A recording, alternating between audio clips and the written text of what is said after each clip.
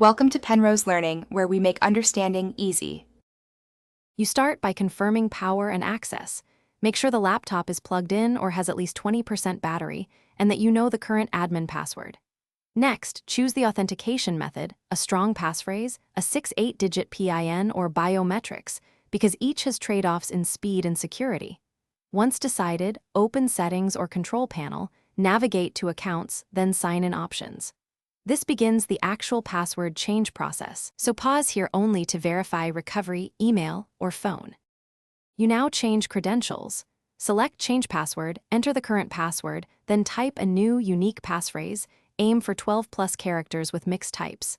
If adding a PIN or fingerprint, enroll it here and test once. PINs are device-specific and faster. Enable two-factor authentication for your account using an authenticator app or SMS as backup because it prevents most account takeovers. Once done, save any generated recovery codes in a secure place. Make sure to sign out of other devices if prompted. You finish by rebooting and testing the new credentials. Confirm you can sign in and that backup email or phone receives reset links.